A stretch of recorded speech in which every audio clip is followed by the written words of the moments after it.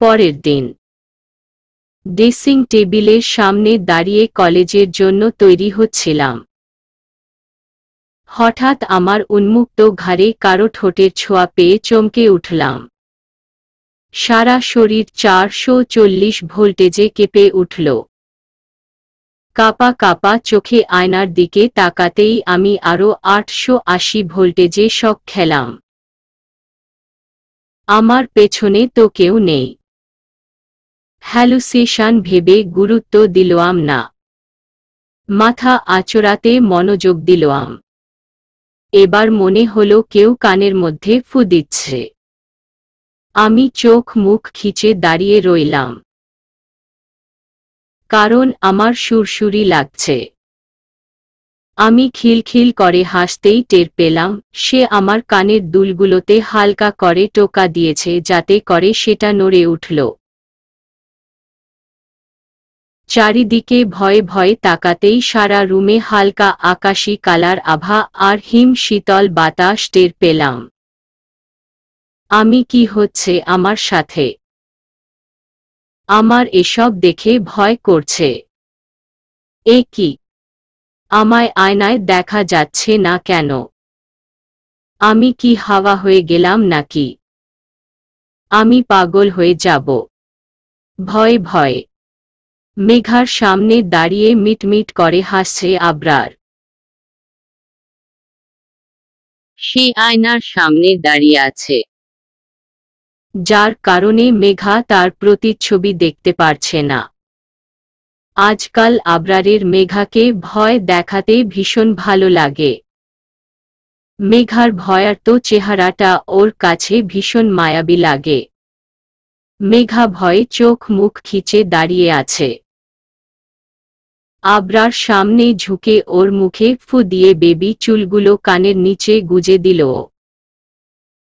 তারপর কপালে আলতো করে ভালোবাসার পরশ এঁকে দিল। আবরার, তোমার ভয়ার্ত মুখটা আমাকে তোমার কাছে টেনে নেই। ইচ্ছে করে সারা জীবন শক্ত করে জড়িয়ে ধরে কাটিয়ে দেই। যতবার তোমায় দেখি ততবার আমি প্রেমে পড়ে যাই। রাতে তোমার মুখটা দেখে না ঘুড়ি মারলে ও দিনে তোমার মুখটা দেখে না উঠলে দিনরাত দুটোই আমার কাছে অসম্পূর্ণ মনে হয়। হাত দুটো দিয়ে চোখ আটকে রেখেছি।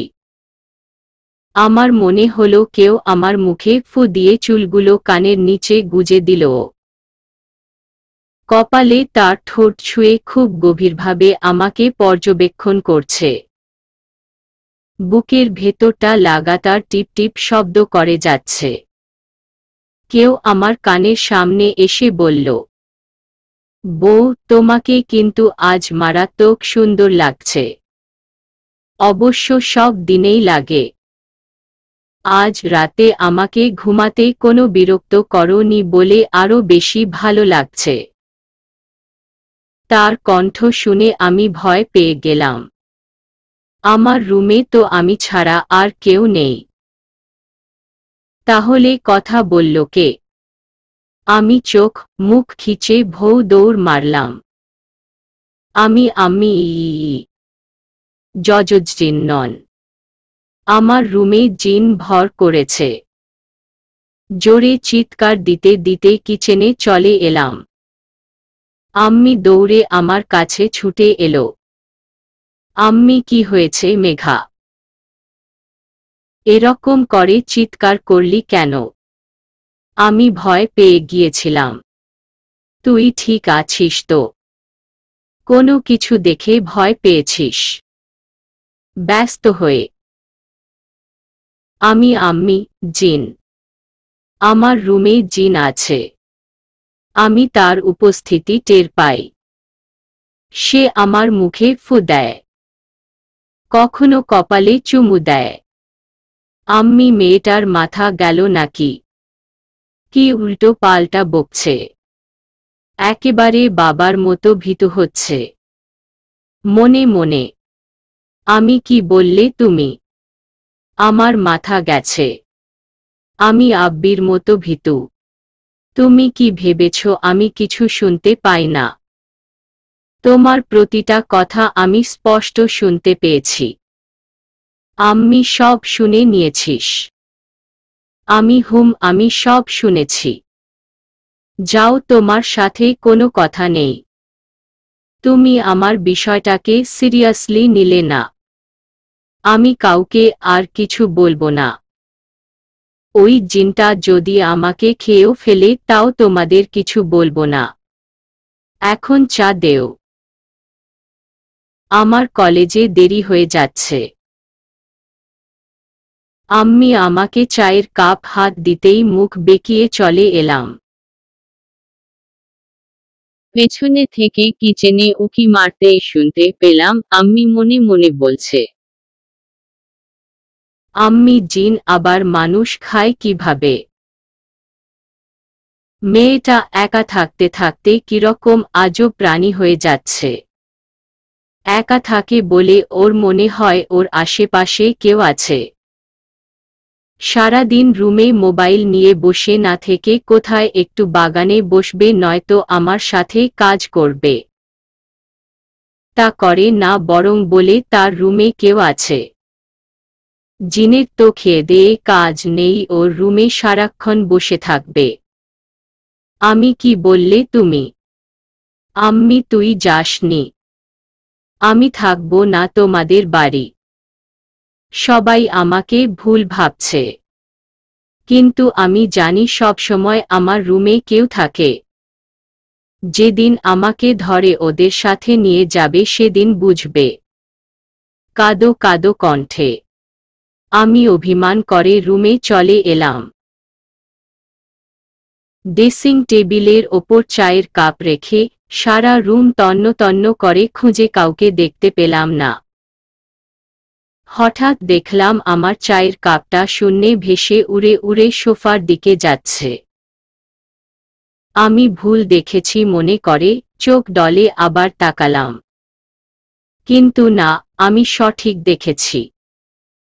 চায়ের কাপটা আপনা আপনি টেবিলের ওপর শব্দ করে পড়ল, অবশ্য ভাঙেনি। কাপ রাখার মৃদু শব্দ পেলাম। কিছু সময় পর পর কাপটা ওঠানামা করছে। আমরা চা খাওয়ার সময় যেমন একটু খেয়ে একটু রাখি, তেমন করে চায়ের কাপ উঠছে নামছে। আমি চোখ দুটো বড় বড় করে সেদিকে তাকিয়ে আছি। মনে মনে বিসমিল্লাহির রহমানির রহিম বলে আবার দৌড় দিতেই দরজার কিছুটা সামনে গিয়ে আটকে গেলাম। পেছনে থেকে কেউ আমার ওড়না টেনে ধরেছে। ভয়ে ভয়ে পেছনে তাকিয়ে দেখলাম ওড়নাটা সমান তালে শূন্য ভেসে আছে। আমি ওড়না জোরে টান দিয়ে দৌড়াতে গেলেই দরজায় মাঝখানে কিছুর সাথে মাথায় মৃদু বাড়ি খাই। আমি দরজার মাঝখানে আবার এরকম লম্বা শক্ত পিলার এলো কোথা থেকে? নিশ্চয়ই জিনটা এখানে দাঁড়িয়ে রয়েছে। আইস, কি রে, চোখ বন্ধ করে কি বিড়বিড় করিস? আমি তত তুই কখন এলি? আইস, এরকম তোলাচ্ছিস কেন? আমি কি ভূত নাকি জিন? হুট করে দেখে ভয় পেয়ে যাবি। ওর কথা শেষ হতেই আমি ওর হাতে জোরে একটা চিমটি কাটলাম। ও ব্যথায় চিৎকার করে উঠল। আইস, মাল্টি কালার চিমটি মারলি কেন? আমি, যাক বাবা, তুই তাহলে মানুষ। আমি ভাবলাম আমার রুমের জিনটা আবার তোর রূপ নিয়ে আমার সামনে এলো কিনা। আইস, কি বলছিস এসব? আমি, তুই হঠাৎ আমাদের বাসায়? আইস, তোদের বাসার সামনে দিয়ে কলেজে যাচ্ছিলাম, তাই ভাবলাম তোকেও সাথে করে নিয়ে যাই। এখানে 2 মিনিট ধরে দাঁড়িয়ে আছি, দেখলাম তুই ভয়ে চোখ মুখ বন্ধ করে রেখেছিস। তারপর আমার বুকে তোর মাথা বাড়ি খেলো। এরপর তুই চিমটি কাটলি। কি হয়েছে আমাকে খুলে বল তো মাল্টি কালার। তোর কাণ্ডকারখানা আমার সুবিধার ঠেকেছে না। আন্টিও বলল একটু আগে তুই কি আজগুবি আচরণ করে এসেছিস তার সাথে। আমি আমার রুমে জিন আছে আইস। আইস উল্টো পাল্টা বকিস না। আমি বিশ্বাস না হলে দেখ। আমি চায়ের কাপ ড্রেসিং টেবিলের ওপর রেখেছিলাম। সেটা এখন টি টেবিলের ওপর আছে। আর আমি সিউর কাপে কোনো চা নেই। আইস সত্যি তোর মাথা গেছে মাল্টি কালার। ড্রেসিং টেবিলের দিকে তাকিয়ে দেখ। আমি ড্রেসিং টেবিলের দিকে তাকিয়ে চোখ দুটো রসগোল্লা বানিয়ে ফেললাম। চায়ের কাপটা সেখানেই আছে। আর পুরো কাপ চায় টইটম্বুর। আইস তুই কি দিবা স্বপ্ন দেখিস? আমি সত্যি বলছি। চায়ের কাপটা টি টেবিলের ওপর হাওয়ায় ভেসে ভেসে চলে গিয়েছিল। আমি সিউর আমার রুমে জিন আছে। আইস অসম্ভব। কোনো পেতনির সাথে কখনো জিন থাকতে পারে না। জিন সুন্দর মেয়েদেরকে পছন্দ করে। আমি কোমরে হাত রেখে রেগে আইসকে বললাম, আমি কি বললি তুই? আমি পেতনি। আইস কেন তোর সন্দেহ আছে নাকি? আমি ভালো হবে না কিন্তু। তুই আমাকে ডাইরেক্ট পেতনি বললি। আইস ডাইরেক্ট বলেছি দেখে ক্ষেপে গেলি মাল্টি কালার। আচ্ছা আমি এখন ইনডাইরেক্টলি বলি তাহলে। এই রুমে যে মেয়েটা থাকে সে একটা পেতনি। তার সাথে কোনো জিন কখনোই থাকতে পারে না। আমি আবারও রেগে। আইস আমার রাগকে কোনো গুরুত্ব না দিয়ে দুই হাত পকেটে গুজে রুমে ঢুকে পড়ল। তারপর ধপ করে আমার খাটে হাত পা মেলে শুয়ে পড়ল। ডান হাত দিয়ে মাথা চেপে ধরে বলল, আইস এক মগ কফি করে দিবি মাল্টি কালার। মাথাটা ভীষণ ধরেছে। অনুরোধের সুরে। আইসের অনুরোধের সুরটা আমার বুকের ভেতরটা দুমড়ে মুচড়ে দিল। নিশ্চয়ই ওর মাথাটা ভীষণ ধরেছে। নয়তো কখনই ও আমাকে এভাবে অনুরোধ করে না। আমি চুপচাপ কিচেনে চলে গেলাম। মনের মতো করে এক মগ কফি বানিয়ে নিয়ে এলাম। এসে দেখি পূর্বের ন্যায় চোখ বন্ধ করে মাথায় হাত দিয়ে শুয়ে আছে। আমি আইস তোর কফি। আইস ওহ নিয়ে চলে এসেছিস। জলদি দে। আমি ঠিক আছে কি না বলিস। যদিও আমি সব ঠিকঠাক দিয়েছি। আইস চিনি কম হয়েছে। কফি মুখে দিয়ে। আমি তো সব কিছু সঠিক পরিমাণে দিয়েছি। চিনি কম হওয়ার তো প্রশ্নই উঠে না। আইস বিশ্বাস না হলে তুই একবার চেক করে দেখ। আমি কফির মগটা হাতে নিয়ে কফিতে একটা চুমুক দিলাম। না, সব কিছু তো ঠিক আছে। চিনি তো কম হয়নি। আইস আমার হাত থেকে ছো মেরে মগটা নিয়ে আমি যেদিকে ঠোঁট লাগিয়েছি সেদিকে দিয়ে চুমুক দিল। আইস এবার চিনি ঠিক আছে। পুরো পারফেক্ট। এতক্ষণ কম ছিল। আমি ওর দিকে চোখ ছোট ছোট করে তাকিয়ে রইলাম। পুরো বিষয়টা বুঝতে আমার কিছু সময় লাগল। আমি হা করে ওর দিকে তাকিয়ে আছি। আইস করলটা কি? আমার এখন নিজেরই লজ্জা লাগছে বিষয়টাই। আইস এভাবে হা করে তাকিয়ে থাকিস না মাল্টি কালার। মশা মাছি তাদের বাসা ভেবে ঢুকে পড়বে। কলেজে দেরি হয়ে যাচ্ছে। চল এবার বের হই। আমিও আইস একসাথে বাসা থেকে বের হয়ে গেলাম। সারা রাস্তায় লজ্জায় আমি আইসের সাথে কথা বলিনি। ওর সাথে বাইকে উঠলে একটা অন্য রকম ভালো লাগা কাজ করে। আমরা দুজন কতটা কাছে থাকি। তখন আমার মনে হয় আইশ আমার খুব আপন। ক্লাস শেষ করে একা বাইরে দাঁড়িয়ে আছি। আমার তেমন বেশি বন্ধু নেই। আফিয়া ছিল বেস্ট ফ্রেন্ড, কিন্তু সে এখন বিয়ে করে বাবা ভাইয়ের ভয়ে আবিরের সাথে গা ঢাকা দিয়ে রয়েছে।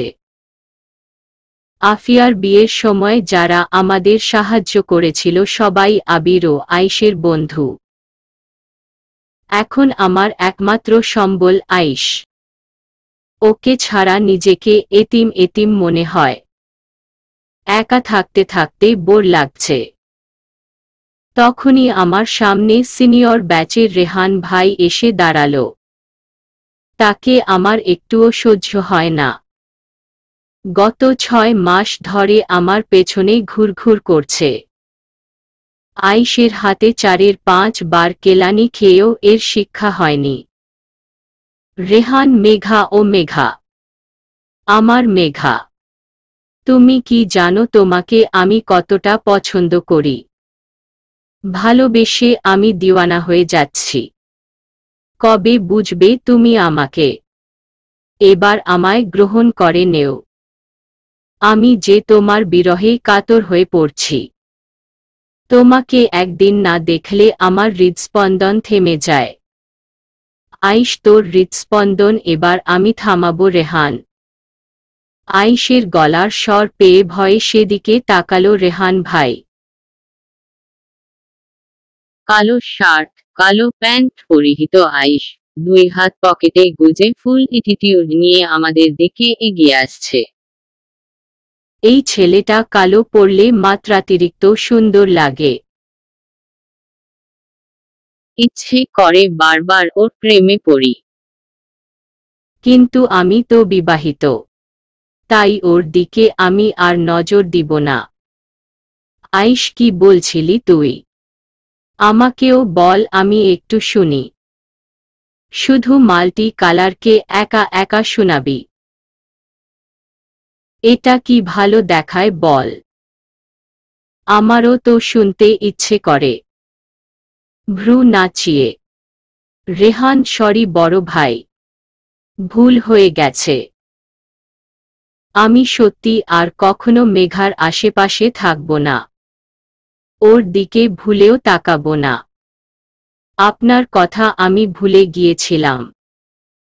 আইশ, আমার কথা যখন ভুলে গিয়েছিস, তাহলে তোকে মনে করার ব্যবস্থা করে দেই। চল ওই স্টোর রুমে। তোর সাথে আমার অনেক হিসাব বাকি আছে।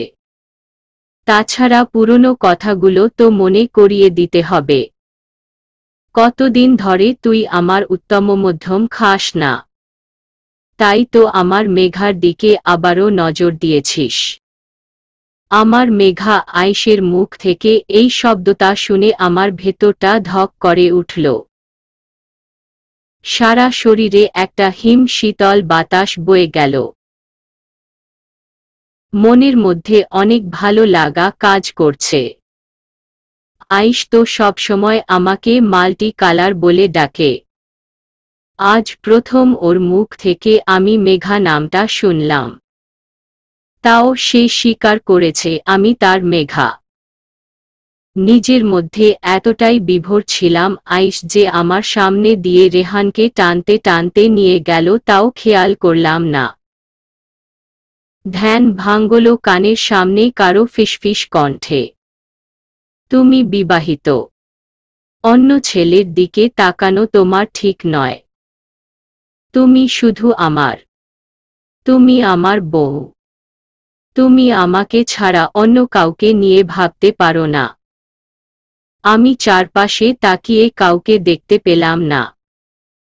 ভয়ে সারা শরীরের লোম দাঁড়িয়ে গেছে। তার কণ্ঠে আমি স্পষ্ট রাগী ভাব খুঁজে পেলাম।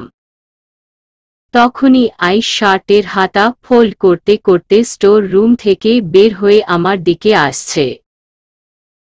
আমি দৌড়ে কলেজের পেছনের দিকটায় চলে এলাম।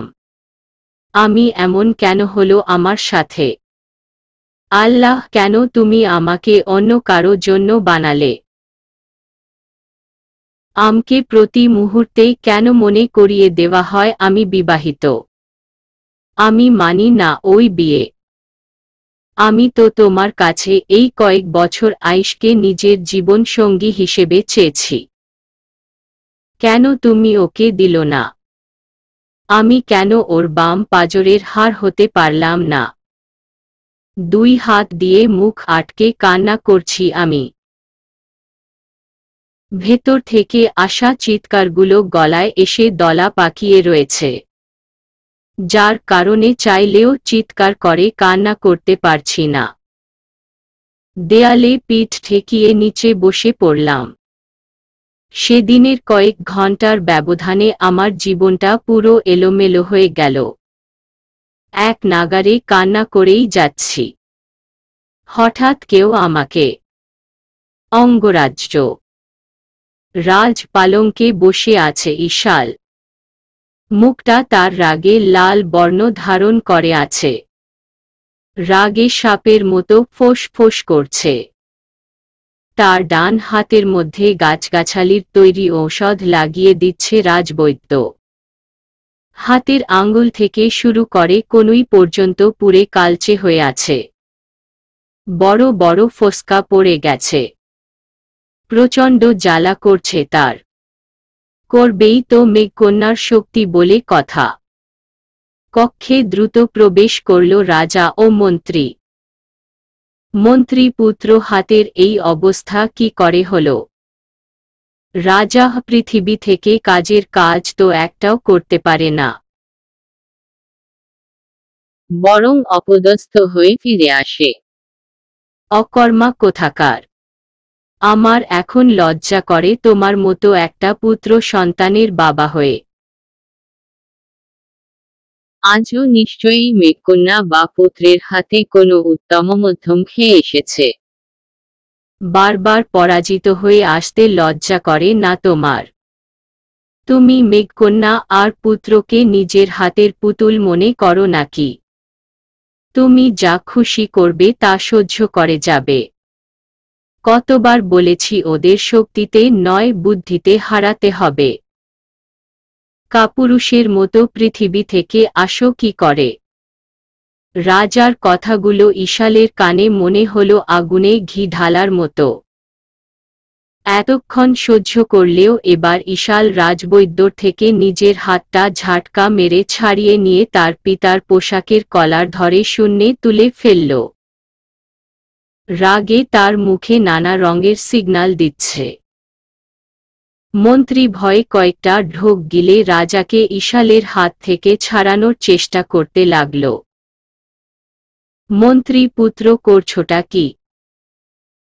উনি তোমার পিতা। পিতার সাথে কেউ এরকম ব্যবহার করে? ইশাল আপনি যদি আমার পিতা না হতেন তাহলে এতক্ষণে আমি আপনাকে শুধু আমার চোখের ইশারায় আগুনে ভস্ম করে দিতাম। রেগে কথাগুলো বলে ঠাস করে রাজাকে মেঝেতে ফেলে দিল। মন্ত্রী তড়িঘড়ি করে রাজাকে নিচ থেকে তুললেন। মন্ত্রী আগেও বলেছি পুত্র, মাথা গরম করে কিছু করা যাবে না। যা করার শান্ত ভঙ্গিতে করতে হবে।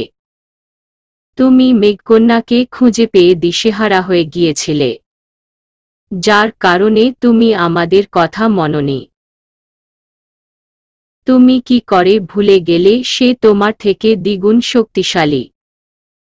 তাছাড়া সবসময় তাকে মেঘপুত্র আবরার করা পাহারায় রাখে। শুধুমাত্র হাতের সামান্য ছোঁয়ায় তোমার এই অবস্থা। যদি তোমার সাথে সে মোকাবেলা করত তাহলে তোমার অবস্থা কি হতো ভেবে দেখো তো। তুমি ওকে ধরতে কেন গেলে? ইশাল আমি প্রথমে বুঝতে পারিনি যে আমার সামনে মেঘকন্যা আছে। আমি তার গায়ের ঘ্রাণ পাচ্ছিলাম। ধীরে ধীরে তার সামনে গিয়ে 2 হাতে তাকে আটকে ফেললাম। এক হাতে তাকে ধরতে গেলে সে আস্তে করে আমাকে সরিয়ে দেয়। আমি বিজলির মতো একটা ঝাটকা খেয়ে দূরে ছিটকে পড়লাম। তখনই বুঝলাম এটা মেঘকন্যা ছাড়া অন্য কেউ হতে পারে না। আমি ফিরতি তার কাছে যেতে চাইলে দেখলাম মেঘপুত্র দৌড়ে আমাদের দিকে আসছে। তাই লুকিয়ে পড়া ছাড়া আমার অন্য কোনো উপায় ছিল না। সামান্য হাতের ছোঁয়ায় আস্তে আস্তে আমার হাতে ঘায়ের সৃষ্টি করল। প্রচণ্ড জ্বালা করছে। আমি সহ্য করতে পারছি না। রাজবৈদ্য পুরো হাত বিষে নীল হয়ে যাচ্ছে। এখনই এই বিষ নামাতে হবে, নয়তো রাজপুত্র ঈশাল পাথরে পরিণত হতে পারে। রাজা, আমি শুধু শুধু ওকে এতগুলো কথা শোনালাম। আমার কথার মর্ম না বুঝে, কোনো কর্ণপাত না করে আমার সাথে বেয়াদবি করল। পুত্র, তুমি ভুলে গেলে কি করে? মেঘকন্যার স্পর্শে তোমার শরীরে বিষ প্রবেশ করে। তুমি সেই বিষ নিয়ে এত সময় বসে আছো। জলদি করে বিষ নামান বৈদ্য মশাই, নয়তো পুত্রের পাথরে পরিণত হতে কয়েক সেকেন্ড লাগবে।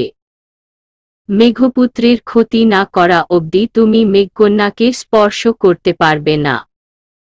বিবাহের পর থেকে কন্যা অনেক শক্তির অধিকারী হয়ে গেছে। মন্ত্রী এমনটা তো কোনো কারণ ছাড়া হওয়ার কথা নয়। পুত্র, তোমার কাঁধে থাকা রিহিসকে সাপ কি ট্যাটুতে পরিণত করেছ? ঈশাল: হ্যাঁ মন্ত্রী মশাই। তাছাড়া কি করতাম? মন্ত্রী, তুমি কি শার্টের বোতাম খুলে রেখেছিলে, যাতে করে তোমার ট্যাটুটা দেখা গিয়েছিল? ঈশাল: হ্যাঁ। আপনি হঠাৎ এমন প্রশ্ন কেন করছেন? বৈদ্য মশাই, জলদি কিছু করুন। আমার হাতের জ্বালাটা বেড়েই যাচ্ছে। মন্ত্রী, তুমি নিজের ক্ষতি নিজে করেছ পুত্র। তোমার ওই বিষাক্ত সাপের ট্যাটুটা মেঘকন্যা দেখে নিয়েছে। যাতে করে সাপটা তখন জীবন্ত হয়ে গিয়েছিল। চোখ দুটো জ্বলে উঠেছিল তার।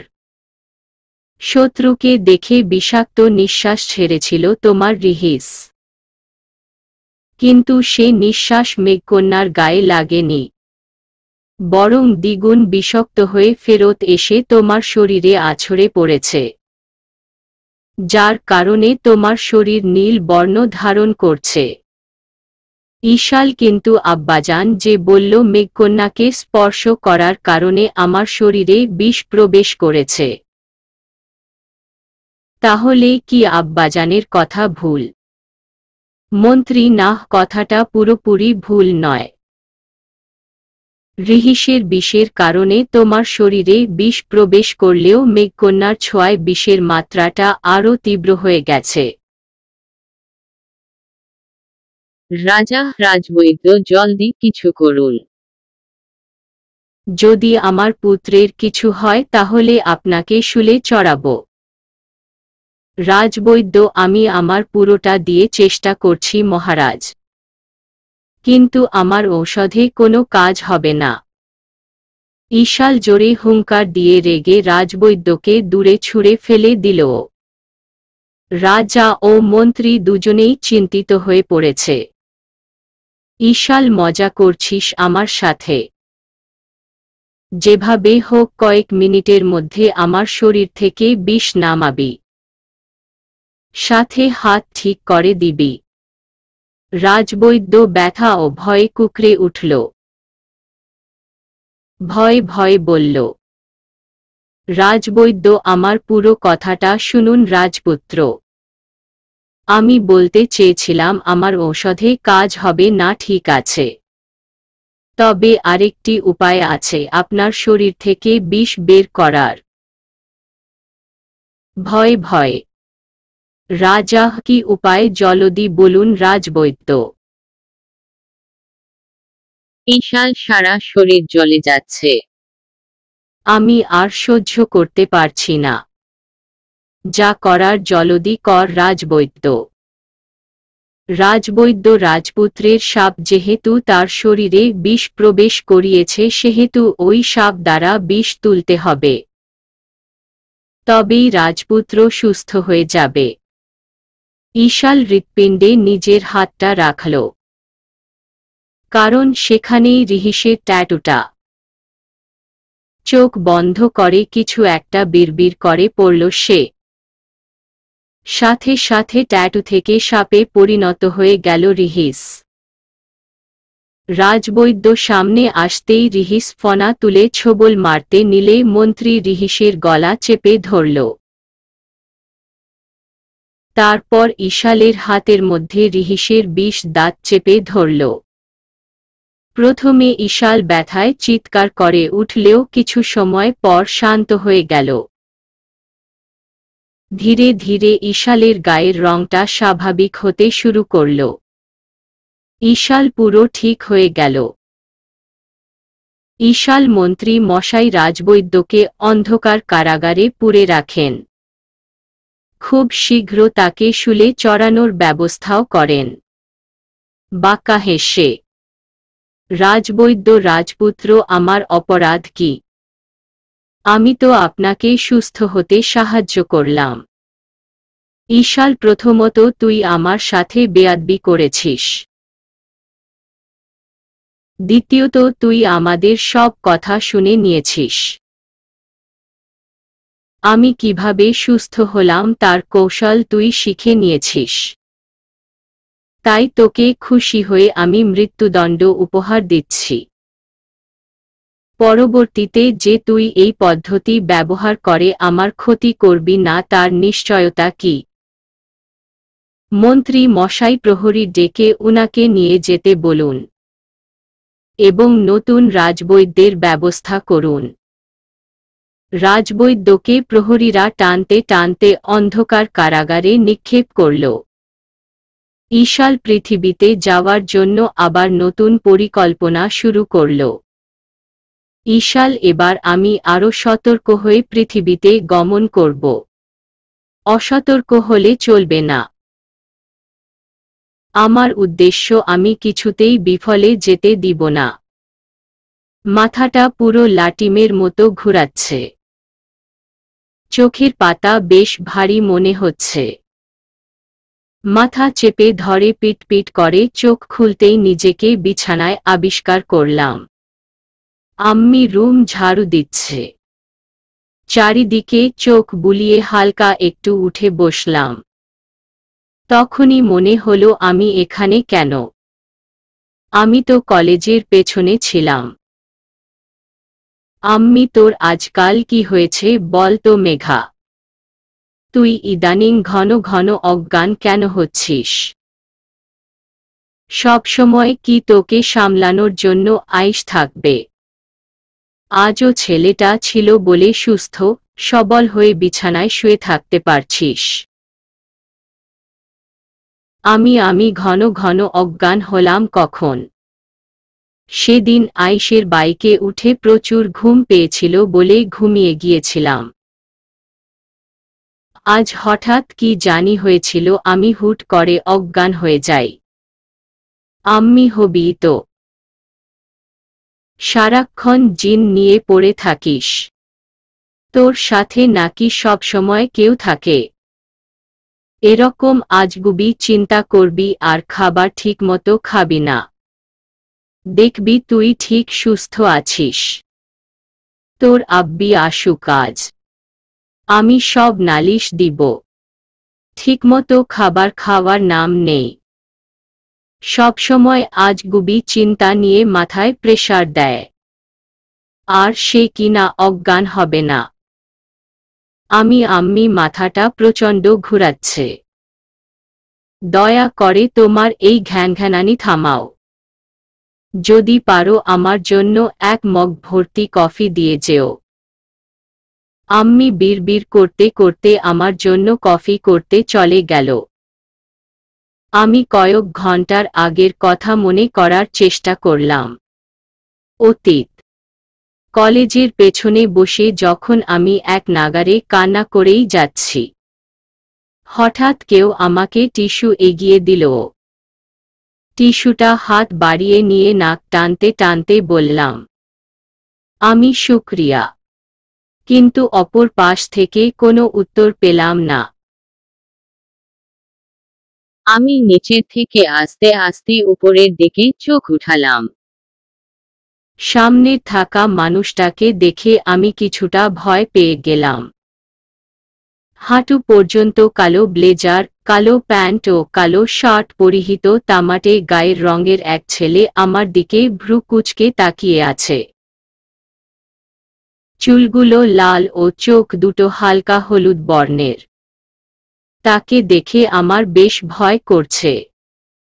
কেন জানি তাকে পৃথিবীর মানুষ বলে মনে হচ্ছে না। কোনো ভিনগ্রহ থেকে পালিয়ে পৃথিবীতে চলে এসেছে কে জানে।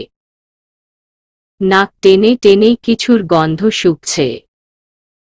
আস্তে আস্তে আমার দিকে এগিয়ে আসছে সে। আমি কে আপনি আমার দিকে এরকম এগুচ্ছেন কেন? ঈশাল, আমি ঈশাল।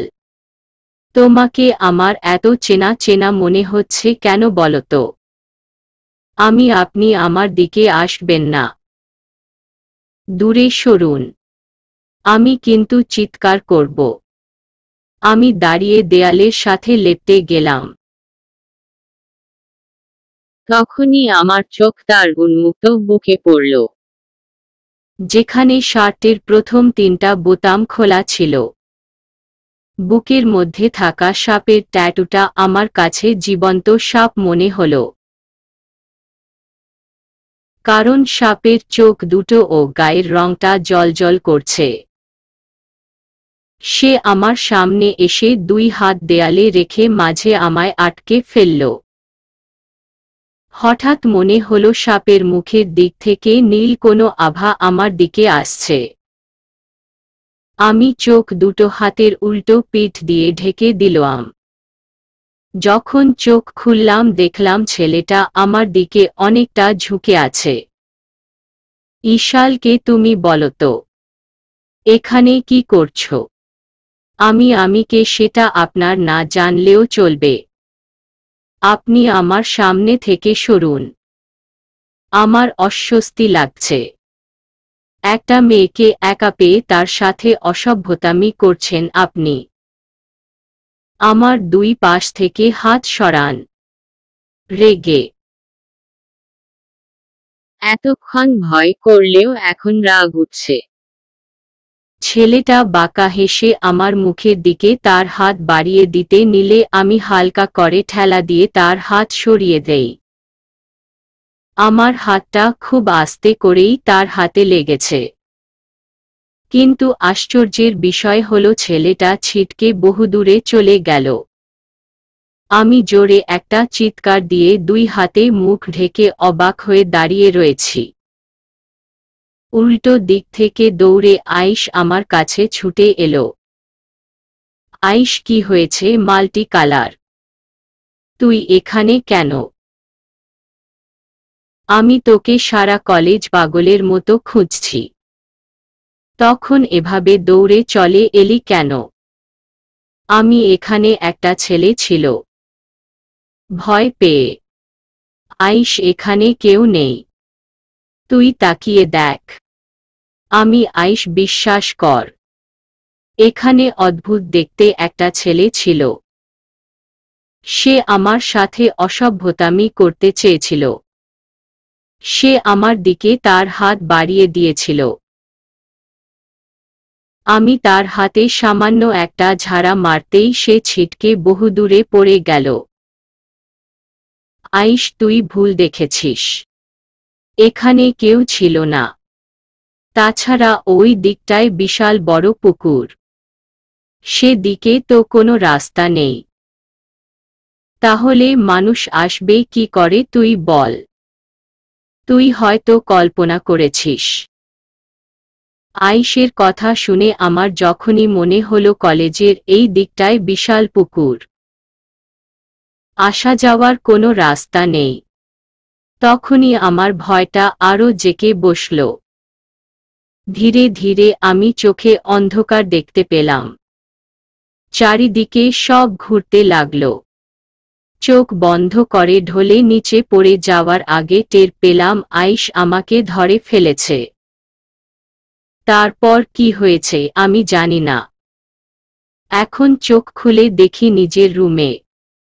বর্তমানে বিকাল গড়িয়ে এসেছে।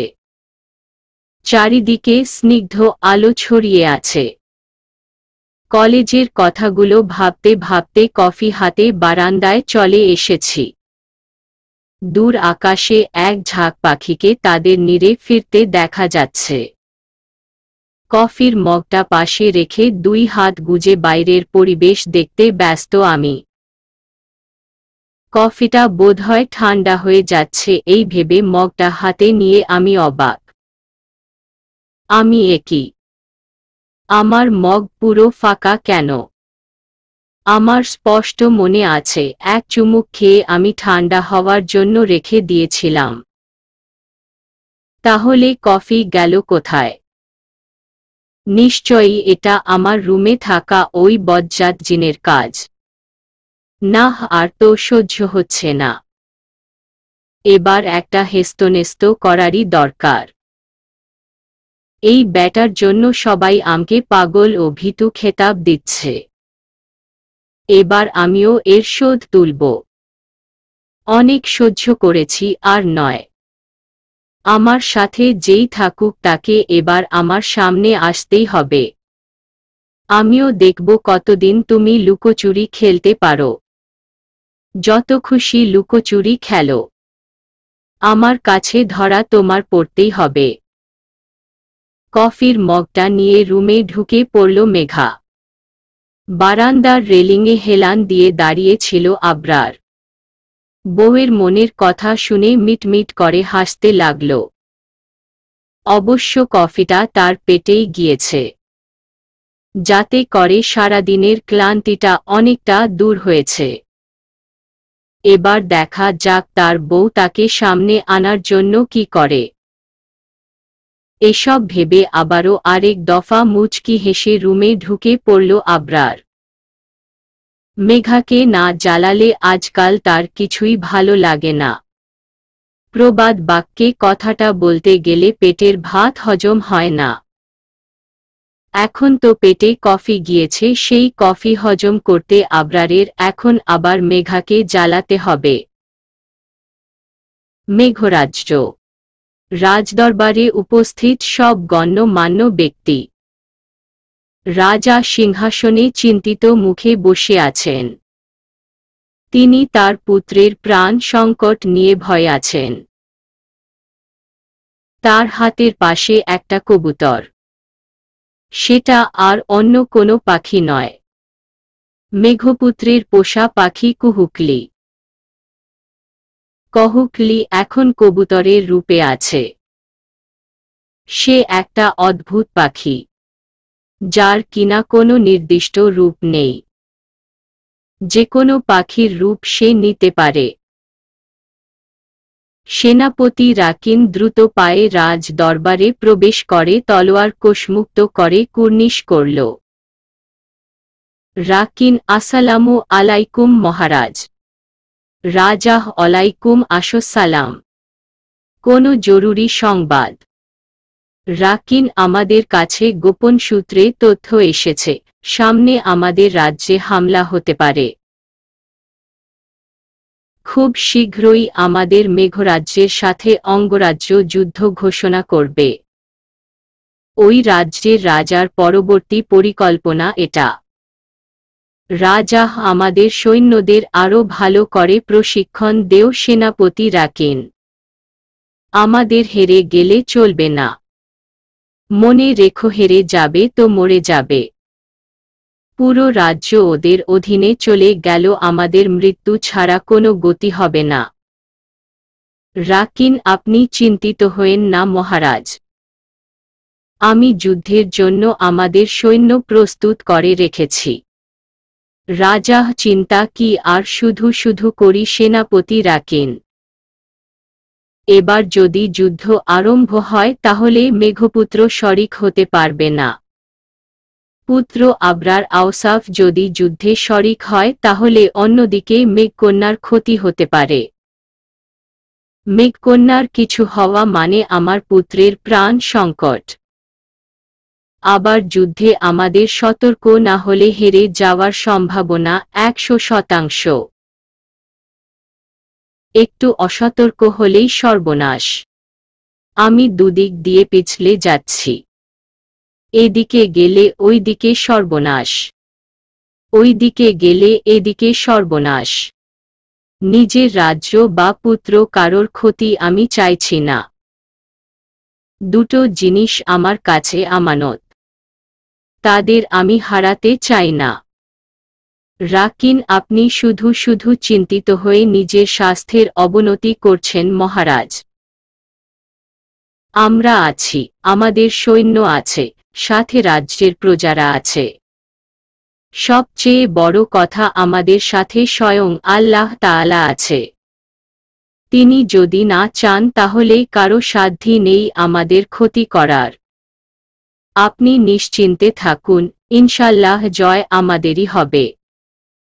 রাজা সবসময় যে শক্তি দিয়ে জয় হবে এমনটা কি কোথাও লেখা আছে? সেনাপতি রাকিন। অঙ্গরাজ্যের রাজা, মন্ত্রী, সেনাপতি এমনকি প্রজারাও অনেক ধূর্ত। গত যুদ্ধে আমাদের সাথে মিথ্যে সন্ধি করে পেছনে থেকে কাপুরুষের মতো আক্রমণ করেছিল। এবার যে করবে না তার নিশ্চয়তা কি? রাকিন, আপনি দুশ্চিন্তা মুক্ত হন মহারাজ। আমরা সকল দিক দিয়ে তৈরি হয়েই যুদ্ধ ময়দানে যাবে। যেহেতু এবার মেঘপুত্র নেই সেহেতু আমাদেরকে অনেক সতর্ক হয়ে যুদ্ধ ময়দানে নামতে হবে। মন্ত্রী মহারাজ, আমরা কি কোনোভাবে পুত্রকে যুদ্ধের কিছু দিন আমাদের কাছে রাখতে পারি না? পুত্র না হয় পৃথিবী থেকে আমাদের পুত্রবধূকে সাথে করে রাজ্য নিয়ে আসবে। রাজা: না মন্ত্রী, এমনটা হওয়ার নয়। মেঘকন্যা ও পুত্র এখানে এলে তাদেরকে আক্রমণ করার সম্ভাবনা আরও বেশি। আমরা তাদের সুবর্ণ সুযোগ করে দিব। একসাথে দুই কাজ হাসিল করে নিতে পারবে। যুদ্ধ করার পাশাপাশি তারা কন্যা পুত্র দুজনের ক্ষতি করে নিবে। তখন যতটুকু রাজ্য বাঁচানোর সম্ভাবনা থাকবে সেটাও আমরা হারাব। রাকিন, শান্ত হন মহারাজ। আপনি এসব নিয়ে চিন্তিত হয়ে নিজের স্বাস্থ্যের ক্ষতি করেন না। আমার ওপর ভরসা করে সব ছেড়ে দিন। আপনি এখন কহুকলিকে নিয়ে অন্দরমহলে গিয়ে বিশ্রাম নিন। রাজা: রাজ্যের ঘোর বিপদ ঘনিয়ে আসছে সেনাপতি রাকিন। আর এই সময় আমি অন্দরমহলে গিয়ে বিশ্রাম নিব? এটা নিতান্ত হাস্যকর কথা ছাড়া কিছুই নয়। মন্ত্রী, আমরা ময়ূর রাজের থেকে সাহায্য চাইতে পারি মহারাজ। উনারা নিশ্চয়ই আমাদের ফিরিয়ে দিবে না। তাদের সাথে আমাদের বন্ধুত্বপূর্ণ সম্পর্ক বিরাজমান। রাজা: আমাদের গোপন সূত্র কাজে লাগিয়ে দেও। তাদের যুদ্ধের প্রস্তুতি দেখে আমরা তার দ্বিগুণ হারে সৈন্য নিয়োগ দিব। কুহুকলি মহারাজ, আমাদের মেঘকন্যা ও পুত্রের সামনে ঘোর বিপদ ঘনিয়ে আসছে। ঈশাল তাদের এত সহজে ছেড়ে দিবে না। সে নতুন করে ফন্দি আটছে কন্যা ও পুত্রের ক্ষতি করতে। রাজা: এই জন্য তো আমি আরো বেশি চিন্তিত কুহুকলি। কন্যা যদি আমাদের শক্তির বিষয়ে জ্ঞান থাকত তাহলে কোনো সমস্যা হতো না। এখন আল্লাহর ওপর ভরসা করা ছাড়া আমার হাতে কোনো উপায় নেই। আমি এখন নামাজ পড়ে কন্যা ও পুত্রের জন্য আল্লাহর কাছে দোয়া করতে পারব। তো ছাড়া আর কিছু নয়। তিনি যদি চান সব ঠিক করে দিবেন। পুরো রাজদরবারে কিছু মুহূর্ত পিনপিনে একটা নীরবতা বিরাজ করল। কারো মুখে কোনো কথা নেই। সবাই স্তব্ধ হয়ে আছে। সামনের যুদ্ধের জন্য সবার মনে ভয় ঢুকে গেছে। সাথে মেঘপুত্রের প্রাণ সংকটের ভয়ও গ্রাস করেছে। কেটে গেছে বেশ কিছুদিন। সেদিনের ঘটনার পর আমি কলেজে যাইনি। আয়েশের সাথে কোনো কথা বা দেখা হয়নি। আমি নিজেকে রুমে আটকে রেখেছি কিছু দিন ধরে। আমার রুমে ওই জিনটার জ্বালাতন আরও বেড়ে গেছে। আমি তাকে কিছুতেই কাবু করতে পারছি না। ছাদে দাঁড়িয়ে মনে মনে ফন্দি আঁটেছি কিভাবে ওই জিন ব্যাটাকে ধরব। অনেক দিন পর খোলা আকাশের নিচে এভাবে দাঁড়ালাম। দুই হাত মেলে চোখ বন্ধ করে রইলাম। আশেপাশের পরিবেশটাকে চোখ বন্ধ করে অনুভব করছি। সাথে চিন্তা করছি, আমি কি করি। আমার মাথায় কোনো আইডিয়া আসছে না কেন। কি করব আমি? রুমটা কি কোনো হুজুর এনে বন্ধ করে দিব? ফজর ও মাগরিবের পর নিজের শরীর বন্ধ করে রাখি। তারপরেও আমি ওই বজ্জাত ব্যাটার জ্বালানি থেকে বাঁচতে পারছি না। তাহলে রুম বন্ধ করে কি ফায়দা হবে? আব্বিকেই কি বলবো আমাকে একটা তাবিজ এনে দিতে? তারপরেও যদি এর হাত থেকে রেহাই পাই। আর ভালো লাগে না। তখনই আমাকে পেছনে থেকে শক্ত করে ঝাপটে ধরে চুলে কেউ মুখ গুজে দিল। আমার সারা শরীর ঠান্ডা হয়ে এলো। কাপা কাপা চোখে পেছনে তাকিয়ে দেখতে পেলাম বেশ বডিওয়ালা একটা ছেলে আমাকে জড়িয়ে ধরে রেখেছে। কিন্তু তার মুখ আমি দেখতে পাচ্ছি না। তার হাত ছুটানোর জন্য আমি হাত ধাক্কাতে লাগলাম। কিন্তু রডের মতো হাত দুটোর একটাও আমি সরাতে পারলাম না। বউ, ডিস্টার্ব করছো কেন? আমাকে আমার কাজ করতে দেও। তোমার চুলের স্মেলটা তো দারুণ। কি শ্যাম্পু ব্যবহার করো? স্মেলটায় আমি কিন্তু ঘরে চলে যাচ্ছি। এখন যদি আমি রোমান্সের মুডে চলে যাই তবে আমার কোনো দোষ নেই। তার কথা শুনে আমি বরফে জমে গেছি। বলে কি এসব? তোবা তোবা। আল্লাহ বাঁচাও। আমি কি শ্যাম্পু লাগিয়েছি তা নাকি এই ব্যাটাকে বলবো? হু একটুও বলবো না। তারপরে সে শ্যাম্পু তার চুলেও ব্যবহার করবে। আমি এখনো তার হাত আমার পেটের থেকে সরানোর জন্য নিজের সর্বস্ব শক্তি দিয়ে ধাক্কাতে লাগলাম। কিন্তু এক চুলও নাড়াতে পারলাম না। ব্যর্থ হয়ে হাল ছেড়ে দিলাম। শুধু শুধু নিজের শক্তিগুলো নষ্ট করে কোনো লাভ নেই।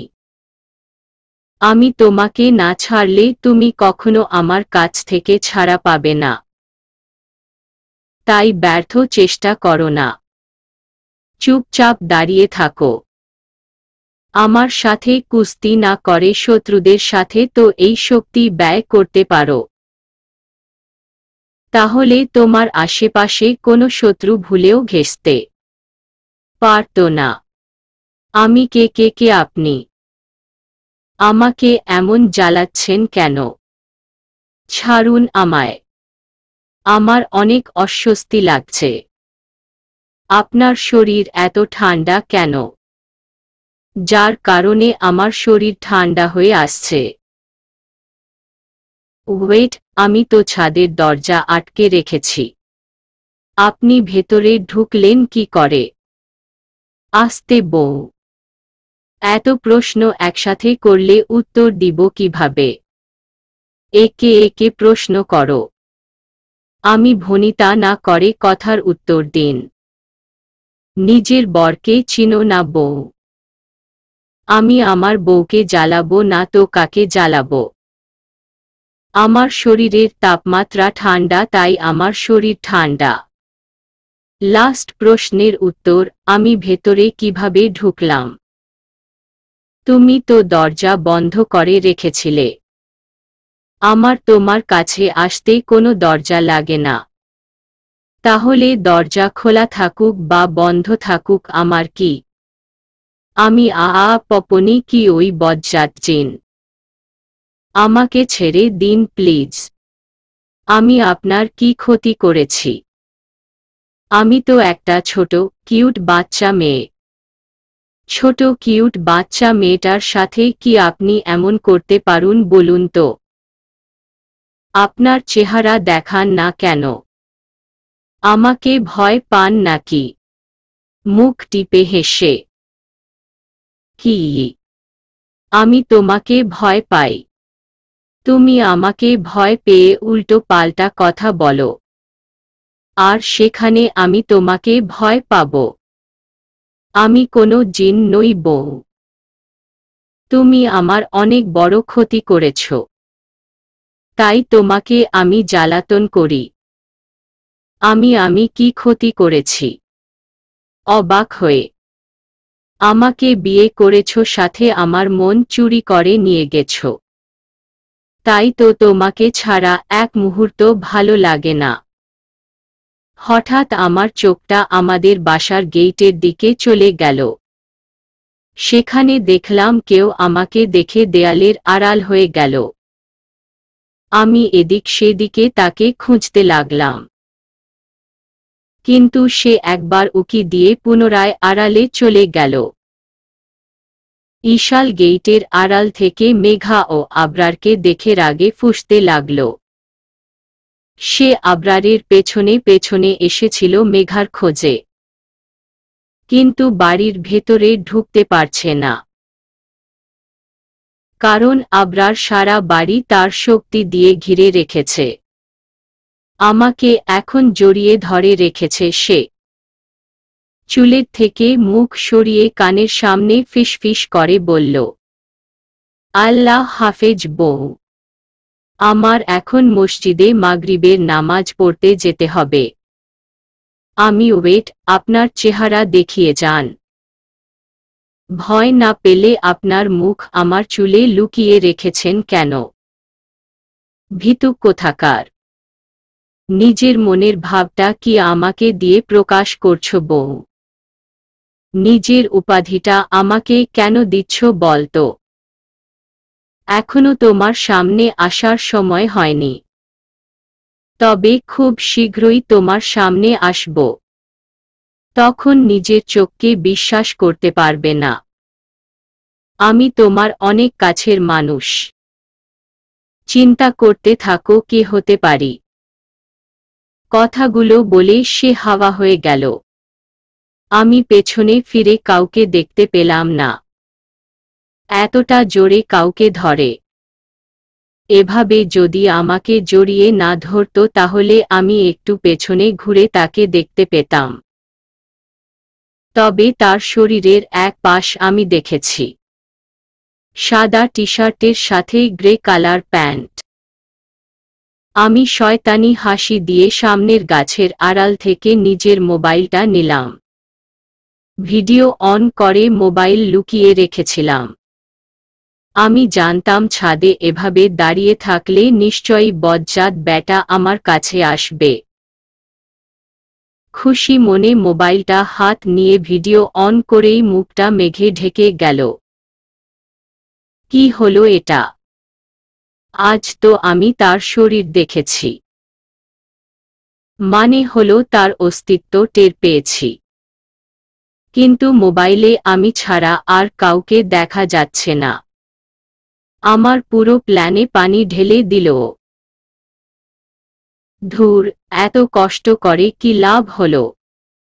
রাগে বিড়বিড় করতে করতে রুমে চলে গেলাম। মাঝরাতে একটা দুঃস্বপ্ন দেখে জেগে গেলাম। আশেপাশে চোখ বুলিয়ে ঘোর অন্ধকার ছাড়া আর কিছু দেখতে পেলাম না।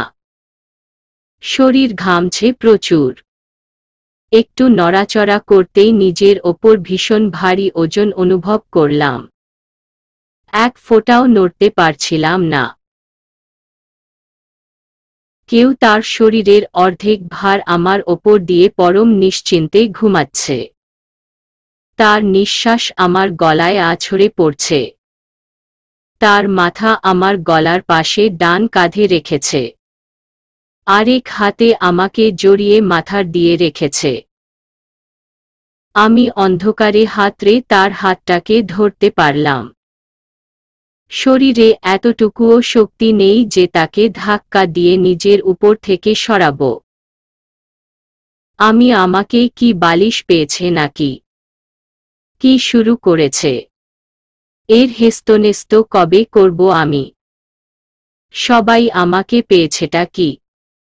আমার ঘুম হারাম করে নিজে পরম শান্তিতে ঘুমাচ্ছে। একেই বলে ভাগ্য। আল্লাহ কবে যে আমাকে এই জ্বালাতন থেকে মুক্তি করবে। বিয়েই মানি না আমি। আর উনি এসেছেন স্বামীগিরি দেখাতে। যত সব ফাউল কাজকর্ম। আমি চকলেট হরলিক্স খেয়ে যা শক্তি করেছিলাম তা বোধহয় এবার এই বজ্জাত ব্যাটার ওপর প্রয়োগ করতে করতে চলে যাবে। আমার চকলেট হরলিক্সের শক্তি।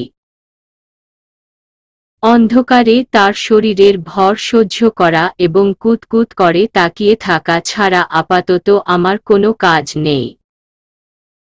এই অবস্থায় ঘুমও আসবে না। আমার হয়েছে সব দিক থেকে জ্বালা। হালকা ঝিরিঝিরি বৃষ্টির সাথে মৃদুমন্দ বাতাস।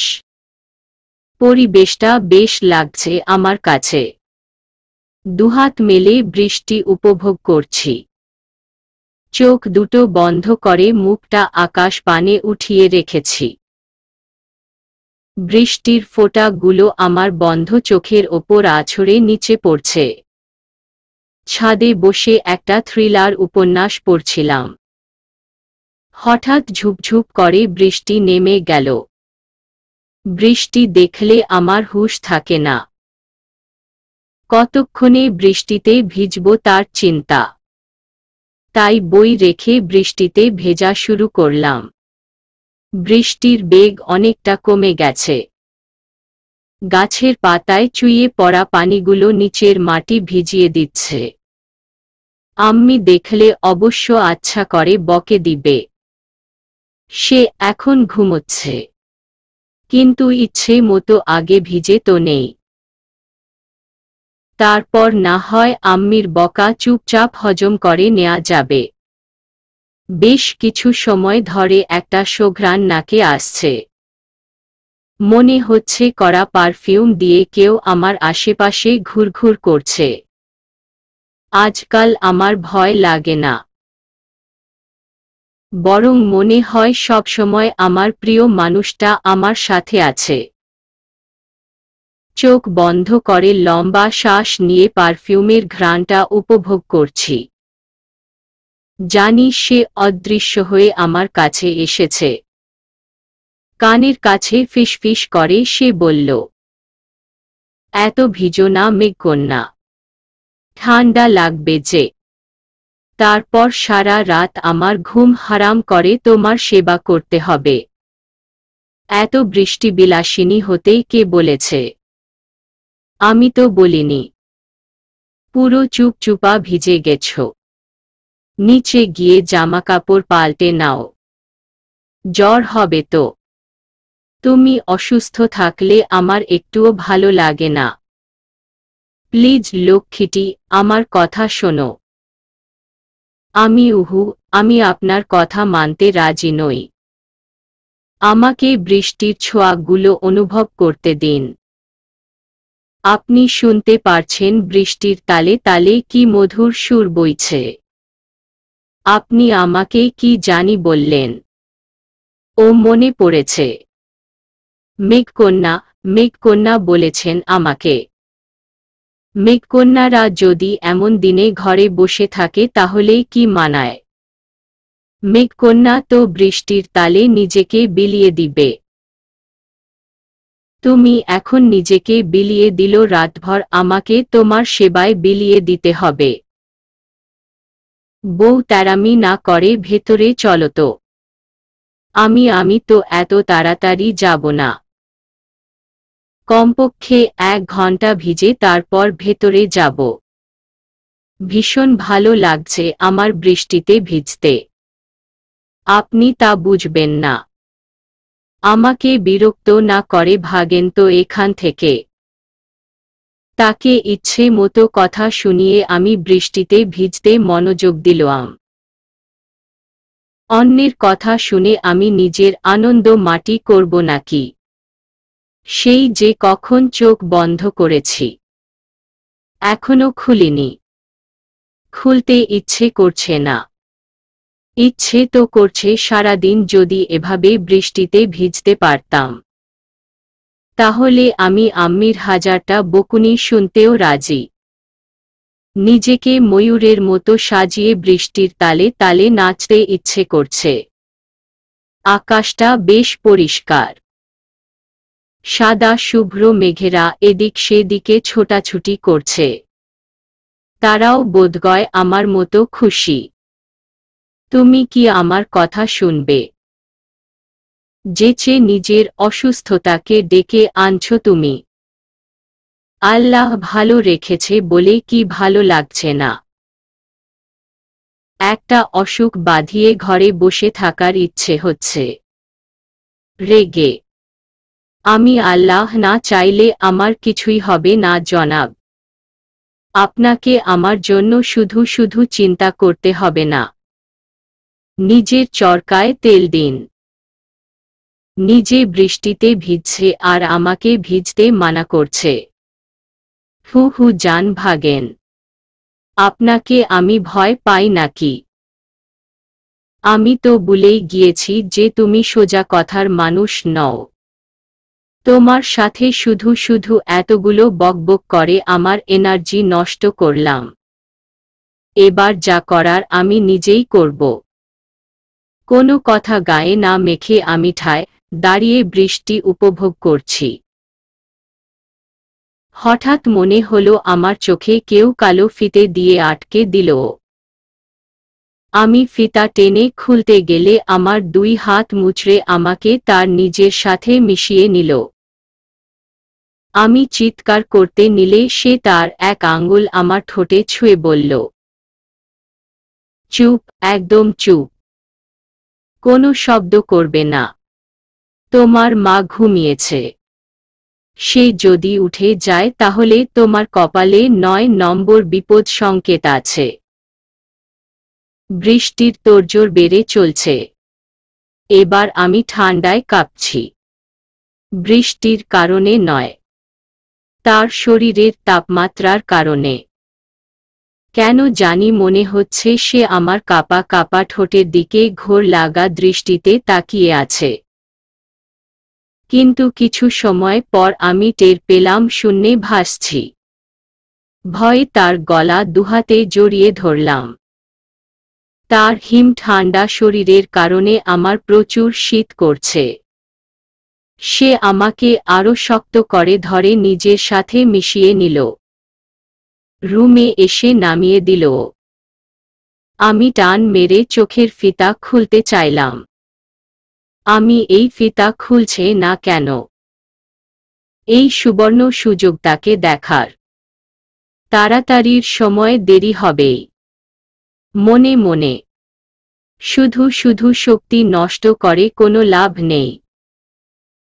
আমি আগেও বলেছি আমি না চাইলে তুমি কখনো সে কাজগুলো করতে পারবে না। আমি জানি আমি অনেক হ্যান্ডসাম। তাই বলে আমাকে দেখার জন্য তোমার এই বেকুলতা আমাকে আবারও জানিয়ে দিল আমি আসলেই হ্যান্ডসাম। ভাব নিয়ে আমি নিজের গীত গাওয়া হচ্ছে। নিজের ঢোল নিজে পিটায় লজ্জা করে না। ব্যাটা বজ্জাত আমার ওপর অধিকার দেখায়। একবার বাগে পাই তোকে গোবরের পানি দিয়ে গোসল করাবো। মনে মনে পারবে না। তুমি আমাকে গোবরের পানি দিয়ে গোসল করাতে পারবে না। আমাকে দেখলে চোখ ফেরাতে পারবে না। তখন এসব আলতু ফালতু বুদ্ধিগুলো তোমাকে ছেড়ে পালাবে। নিজের এই ছোট্ট মাথাটাকে এত প্রেসার দিও না। এই নাও তোমার জামা, জলদি করে পাল্টে নেও। ভিজা কাপড়ে থাকলে অসুস্থ হয়ে পড়বে। আমি এখন জামা কাপড় পাল্টাবো না। যখন ইচ্ছে হয় তখন পাল্টাবো। আপনি আমার রুম থেকে বের হন তো। আপনাকে দিনকে দিন আমার শুধু বিরক্ত লাগছে। রাগী সুরে। ওহ, তুমি বোধহয় চাইছো আমি নিজ হাতে তোমার ড্রেস চেঞ্জ করে দেই। এম আই রাইট বউ? আমার কোনো সমস্যা নেই। আমি খুশি মনে তা করতে পারবো। বাঁকা হেসে। আমি এই কথা কখন বললাম? একদম কাছে আসবেন না। বেটা লুচু কোথাকার। একটা মেয়েকে একা পেয়ে কি উল্টো পাল্টা বকছে। তুমি কেন বলবে? আমি তো জানি। কারণ তোমার মনের কথা আমি স্পষ্ট শুনতে পাই। এমনি তোমাকে আজ ভিজে কাপড়ে দেখতে বেশ আকর্ষণীয় লাগছে। তুমি যদি আমাকে একটা সুযোগ দেও তো আমি তোমার এই হেল্পটা স্বামী হিসেবে করতেই পারি। কিন্তু আবরার মেঘার দিকে এগিয়ে আসছে। সামনে এসে এক হাতে মেঘার কোমর জড়িয়ে নিজের সাথে মিশিয়ে নিল। আরেক হাতে যেই জামার পেছনের দিকের চেইনে হাত দিয়েছে অমনি মেঘা দুই লাফে সেখান থেকে সরে যায়। নিজের হাতে শুকনো ড্রেস নিয়ে নিজের গায়ে জড়িয়ে নেয়। ভয়ে ও শীত দুটো মিলে মেঘা ঠকঠক করে কাঁপছে। খারুশ ব্যাটার কথা শুনে নিজের চুল নিজেরই ছিঁড়তে মন চাইছে। আমার চোখ হঠাৎ খোলা পেলাম। চোখের ফিতাটা খুলে দিয়েছে। তাকিয়ে কাউকে দেখতে পেলাম না। ড্রেস নিয়ে এক দৌড়ে ওয়াশরুমে চলে গেলাম। আল্লাহ, এই বদমাশ লোকটাকে একটু সুমতি দেও। মুখে যা এলো তাই বলে গেল। যদি বাই চান্স আমার ড্রেস সত্যি পাল্টে দিত। আমি চোখ মুখ খিচে দাঁড়িয়ে রইলাম। আর কিছু ভাবতে পারছি না। নিশ্চয়ই আমার এই কাণ্ড দেখে সে মিটমিট করে হাসছে আর মজা নিয়েছে। অঙ্গরাজ্য। রাজকীয় পোশাক পরে রাজপ্রাসাদের বারান্দায় থাকা দোলনায় বসে আপন মনে আপেল খাচ্ছে ইশাল। তার মনটা ভীষণ খুশি খুশি দেখাচ্ছে। তার কাঁধে থাকা সাপটাকে আশেপাশে কোথাও দেখা যাচ্ছে না। মনে মনে কিছু একটা ভেবে বেশ কিছু সময় পর পর শয়তানি হাসি দিচ্ছে। রাজা, একই পুত্র, তুমি এখানে আরাম করে বসে আপেল খাচ্ছ। এখন কি দোলনায় বসে দোল ও আপেল খাওয়ার সময়? তুমি এভাবে হাত পা গুটিয়ে বসে আছো কেন?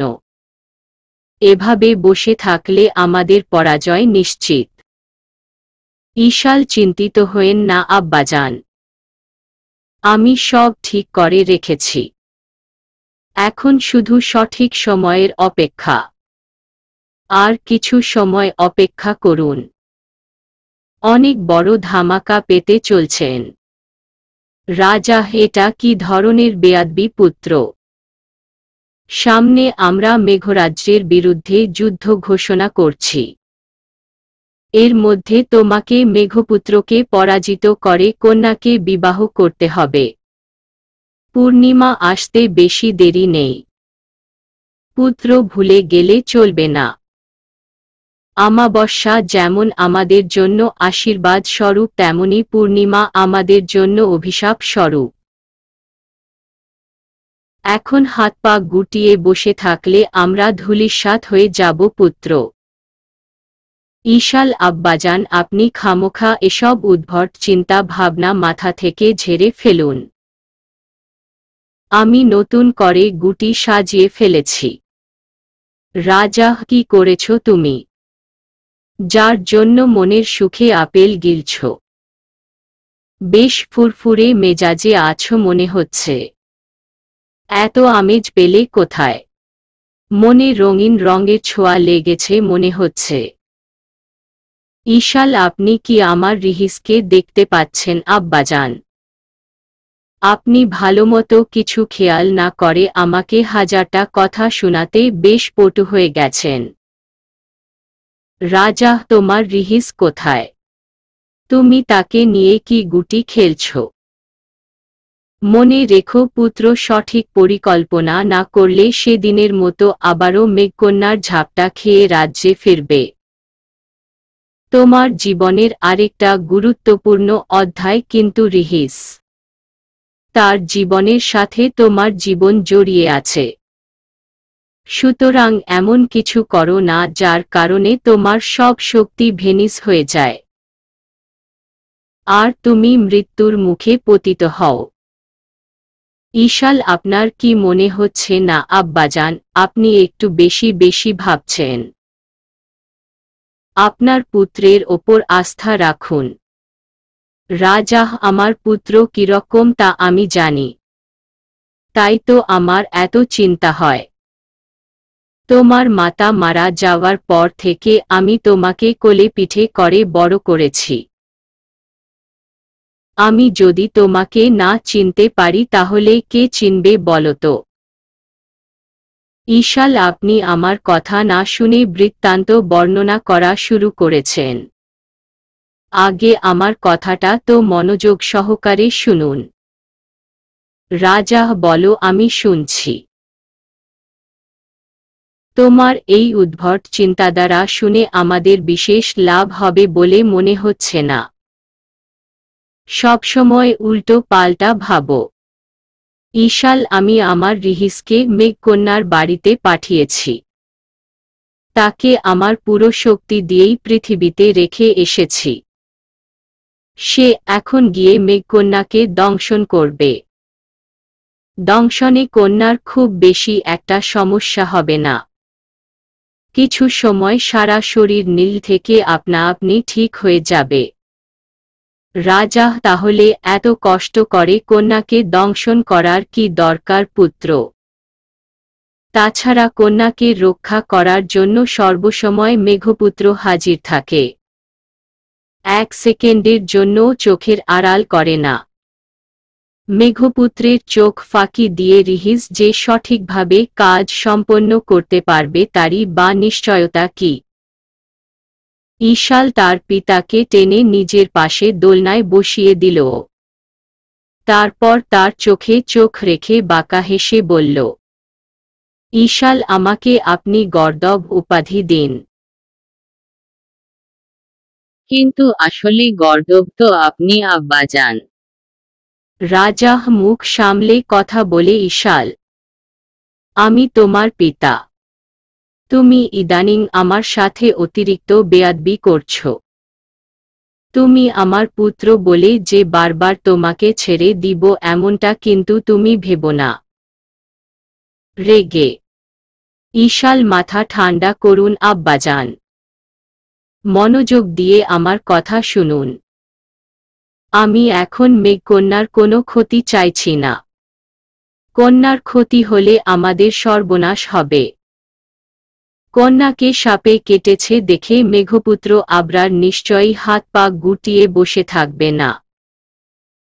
সে কন্যার বিষ নামিয়ে রাগে ও ক্ষোভে আমাকে খুঁজতে থাকবে। কারণ আমি তার প্রাণ প্রিয়ার ক্ষতি করতে চেয়েছি। সে তো আমাকে আর এমনি এমনি ছেড়ে দিবে না। আমাকে যখন খুঁজতে বের হবে, আমি তখন উত্তরের ভয়ঙ্কর জঙ্গলে আশ্রয় নিব। আবরার আমাকে খুঁজতে খুঁজতে সেখানে চলে আসবে। তখন আমি তার প্রাণ নাশ করব। উত্তরের জঙ্গলে চাঁদের আলো ছাড়া মেঘরাজ্যের সবাই একেবারে নিঃস্ব। আজকের রাতের আকাশটা দেখো, চাঁদ কিংবা তারার চিহ্নটুকুও নেই। চারিদিকে ঘন কালো মেঘের ছড়াছড়ি। চাইলেও আজ আবরার আমার কাছ থেকে বাঁচতে পারবে না। রাজা, তোমার পরিকল্পনা পছন্দ হয়েছে পুত্র। তবে সাবধানের মার নেই। হিতের বিপরীত কিছু করো না, যার জন্য সারা জীবন পস্তাতে হয়। ঈশাল, আপনি নিশ্চিন্তে থাকুন আব্বাজান। এবার আমার জিত হবেই হবে। রাজা, ছাগলের 3 নাম্বার বাচ্চার মতো আগেই লাফিও না পুত্র। পরিকল্পনায় সফল হয়ে তারপর খুশি হয়। রাজা গম্ভীর মুখে রাজদরবারে চলে গেল। ঈশাল মনের সুখে একটার পর একটা কামড় দিয়ে ঘুরিয়ে ফিরিয়ে আপেল খাওয়ায় মনোযোগ দিল। এমনভাবে আপেল খাচ্ছে মনে হচ্ছে আপেল নয়, মেঘপুত্রের মাথা চিবিয়ে খাচ্ছে। রাতে কিচেনে মেঘা লুকিয়ে লুকিয়ে পিরিচ ভর্তি করে চকলেট হরলিক্স নিয়ে চেঁচেপুছে খাচ্ছে।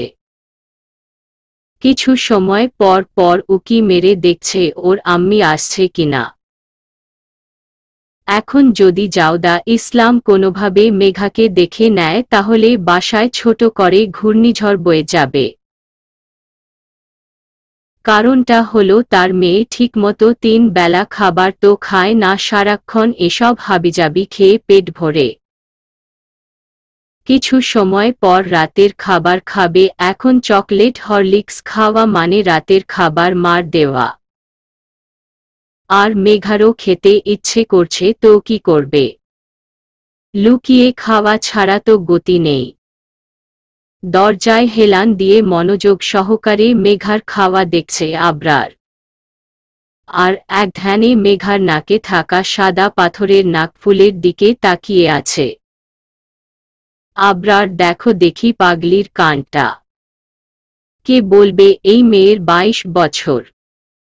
মাঝে মাঝে ছোট বাচ্চাদেরকেও হার মানিয়ে ফেলে। সারা মুখে নাকে হরলিক্সের ছড়াছড়ি। এত বড় মেয়ে, সে নাকি হরলিক্স দিয়ে মুখ মেখে ফেলছে।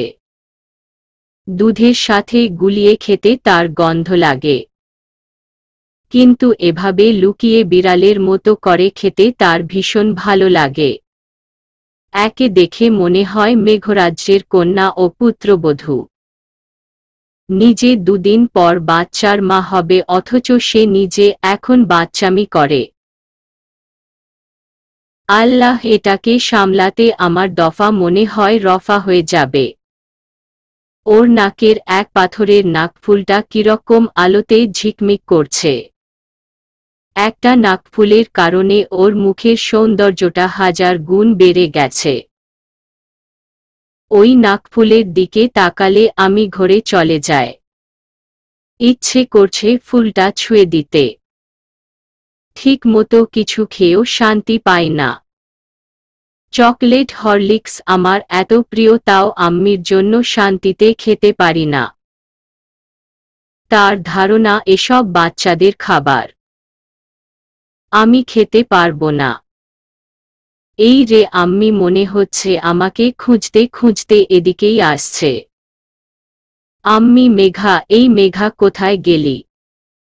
রাতের খাবার খেতে হবে তো।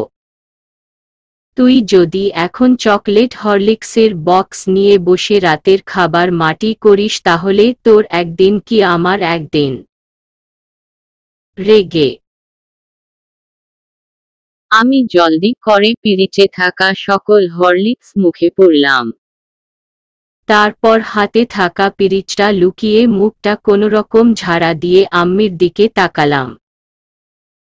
মুখে বোকার মতো একটা হাসি ঝুলিয়ে রেখেছি। আম্মি, তুই আবারও হরলিক্স চুরি করছিলি? আমি উহু। আম্মি, মুখে কি তোর? আমি উহু। আম্মি, উহু উহু করছিস কেন? আমি কি জিজ্ঞেস করেছি তার উত্তর দে। হা করত। আমি উহু। আম্মি, কষিয়ে একটা চড় মারব। আজ যদি হরলিক্স খেয়ে ভাত না খেতে চাস তাহলে এই দামড়া বয়সেও 2-4টা খেতে পারিস। চেহারার অবস্থা কি হচ্ছে? ঠিকমতো খাবার খাবে না, কিন্তু এসব অখাদ্য কুখাদ্য ঠিকই গিলতে পারবে। তারপর বলবে আমার ভালো লাগছে না, আমি কিছু খাবো না। নিত্যদিন এক এক জায়গায় থেকে অজ্ঞান হয়ে ফিরবে। তখন কোনো সমস্যা হবে না। ভাগ্যিস এই 2 দিন আইস ছিল বলে রক্ষা। অন্য কেউ থাকলে তুই যে কোথায় থাকতি তা একমাত্র আল্লাহ জানে। এভাবে দেশের পরিস্থিতি ভালো না। সবাই কি আইসের মতো ভালো নাকি যে তোকে কোলে তুলে বাসায় সহিসালামত পৌঁছে দিয়ে যাবে? আমি খাবার বাড়ছি, জলদি চলে আয়। আমি 2 ধারে মাথা হেলিয়ে বুঝালাম আমি আসছি, তুমি যাও। আম্মি যেতেই বাকি হরলিক্সগুলো যেই মুখে পুরতে যাব অমনি আমার কানে জোরে টান অনুভব করলাম। পেছনে ঘুরে দেখি আম্মি আমার কান টেনে ধরেছে। আমি হে হে হে, আম্মি তুমি যাওনি। আম্মি আমার আগেই সন্দেহ হয়েছিল তুই এমন কিছু করছিস, তাই তোকে হাতে নাতে ধরার জন্য এখান থেকে চলে গিয়েছি। আমি জানি আমি চলে গেলে তুই আবার মনের সুখে হরলিক্স গিলবি, তাই সুযোগের অপেক্ষায় ছিলাম। আম্মির সাথে চালাকি করা হচ্ছে। আমি তো প্রথমবার এসেই তোর মুখে হরলিক্স লেগে থাকতে দেখে বুঝে গেছি তুই কি চুরি করতে এখানে এসেছিস। আম্মি ছাড়ো লাগছে আমার। আম্মি আমাকে কান ধরে টেনে খাবার টেবিলে নিয়ে গেল। সেখানে আব্বি বসে ছিল। আব্বি আরে আরে করছোটা কি? মেয়েটার কান ছিঁড়ে ফেলবে নাকি? ছাড়ো বলছি। আম্মি তোমার জন্য আমি মেয়েটাকে শাসন করতে পারি না। এত বড় ডিঙ্গি মেয়ে আমার কথা কি শুনে? আব্বি কান ছাড়তে বলো, খুব লাগছে। আব্বি মেঘার মা কানটা ছাড়ো। কান টেনে বড় করে ফেলছ তো। আম্মি আমার কান ছেড়ে দিয়ে হুঙ্কার দিয়ে বলল, আম্মি এখন রাতের খাবার না খেলেই চলে। দেখবি তোর কি হাল করি। আব্বি দেখো কিরকম করে ভয় দেখাচ্ছে। আব্বি হয়েছে তো আর কত বকবে। আম্মি মুখ ঝামটা মেরে খাবার বাড়তে লাগল। হঠাৎ করে আমার গা গুলিয়ে আসলো। উঠে দৌড়ে বেসিনের সামনে গেলাম। মাথাটাও ভন ভন করে ঘুরছে। আব্বি দুজনেই দৌড়ে আমার কাছে চলে এলো। যদিও বমি হয়নি তবুও ভীষণ খারাপ লাগছে। মেঘার এই অবস্থা দেখে আবরারের মাথায় হাত। এটা তো ভালো লক্ষণ মনে হচ্ছে না। সোফায় আঙ্গুর নিয়ে বসেছিল। সবে মাত্র একটা আঙ্গুর মুখে দিয়েছিল। মেঘার অবস্থা দেখে বিষম খেয়ে কাশতে লাগল। কিছুটা নিজে নিজেই স্বাভাবিক হল। আবরার, আমি তো কিছু করিনি। তাহলে প্রেগন্যান্ট হওয়ার লক্ষণ দেখতে পাচ্ছি কেন? মেয়েটাকে জড়িয়ে ধরলেই আমার ঘুম হারাম করে দেয়। আবার অন্য কিছু করব তার সাহস কোথায়? তাহলে কি তওবা তওবা। ছি আবরার, কি ভাবছিস নিজের বউয়ের নামে এসব? মেঘা ওরকম মেয়ে নয়। সেটা তোর থেকে ভালো অন্য কেউ জানে না। ঘুমের ঘোরে আমি উল্টো পাল্টা কিছু করিনি তো। কিন্তু আমার তো কিছু মনে পড়ছে না। মেঘার মাথায় পানি দিচ্ছে ওর মা। অন্যদিকে আবরার নিজের মাথায় পানি দিয়ে তালু ডলছে। ওর মনে হচ্ছে সে ঘুমের ঘোরে মেঘার সাথে কিছু করেছে। মেঘাকে এনে সোফায় বসিয়ে দেওয়া হলো। আম্মি, এখন কেমন লাগছে মেঘা? আমি একটু ভালো। আব্বি, হঠাৎ কি হলো মামুনি? আমি জানি না আব্বি। গা গুলিয়ে এলো। কয়েকদিন ধরে মাথা ঘুরায়, বমি বমি লাগে। আব্বি, ঠিকমতো খাওয়া দাওয়া না করলে এমন তো লাগবেই। একবেলাও তুমি ঠিকমতো খাবার খাও না। আম্মি খাবারের কথা তুমি তোমার মেয়েকে বলো না। কোথাও কোনো হাবিজাবি খাবার আছে তা এনে দেও, দেখবে নিশ্চিন্তে গিলবে। কিন্তু খাবার খেতে বললে নাক ছিটকানো শুরু হয়ে যাবে। এটা খাবো না, এইটা খাবো না, এটা ভালো না, সেটা ভালো না, নানা বাহানা এসে হাজির। আমি বলে শুধু শুধু তোমার মেয়ের সাথে চিল্লাচিল্লি করি। আব্বি হয়েছে, তুমি এবার থামো। মেয়েটাকে একটু বিশ্রাম নিতে দেও, আর আমার কানেরও একটু বিশ্রাম দেও দয়া করে। আমি অন্য কারো অসচেতন বাবা মা হলে হয়তো এতক্ষণে আমার কোনো কথা না শুনে গালে দুটো চড় বসিয়ে দিত। আর আমার আব্বি আম্মিকে দেখো, ঠিক বুঝতে পেরেছে আমার কি সমস্যা হয়েছে। আমার ওপর কোনো উল্টো পাল্টা ধারণা করেনি। তাদের আমার ওপর এরকম বিশ্বাস আছে। অথচ আম্মি আমাকে খাবারের জন্য বকা দিচ্ছে। সত্যি আল্লাহর কাছে লাখো কোটি কোটি শুকরিয়া, তিনি আমাকে এমন বাবা মা গিফট করেছেন বলে। মনে মনে মেঘার কথা শুনে আবরার শান্ত হল। এতক্ষণ একটা অপরাধবোধ কাজ করছিল তার মনে। আবরার, যাক বাবা, বাঁচা গেল। আমি তো ঘাবড়ে গিয়েছিলাম। মাঝে মাঝে তো এমন ঘুম ঘুমাই দিন দুনিয়া ভুলে যাই। আল্লাহ লাখ লাখ শুকুর, তুমি আজ বাঁচালে আমায়। অন্যদিকে রিহিস হন্নি হয়ে মেঘকন্যার আশেপাশে আসতে চাইছে, কিন্তু আবরার থাকায় ওর সামনে ঘিরতে পারছে না। তাই সুযোগের সন্ধান করছে। আম্মি এক বোল ভাত নিয়ে আমাকে খাইয়ে দিতে লাগল। আমি হাত পা ছুড়াছুড়ি করেও তার হাত থেকে রেহাই পেলাম না। হঠাৎ করে কলিং বেল বাজতেই আব্বি গিয়ে দরজা খুলে দিল। আব্বি, মেঘা, দেখ কে এসেছে। আমি, কে আব্বি? আইশ, আসসালামু আলাইকুম আম্মি, কেমন আছেন? আম্মি, ওয়ালাইকুম আসসালাম, আলহামদুলিল্লাহ ভালো বাবা, তুমি? আইশ, আলহামদুলিল্লাহ ভালো। কি রে মাল্টি কালার, কেমন আছিস? আমি, আলহামদুলিল্লাহ। তুই এখানে? তোকে তো আমি আসতে বলিনি। বিনা দাওয়াতে আমাদের বাসায় চলে এসেছিস। একটা কলও তো করে আসলি না। তোর জন্য তাহলে কিছু চাল বেশি দিয়ে দিতে বলতাম আম্মিকে।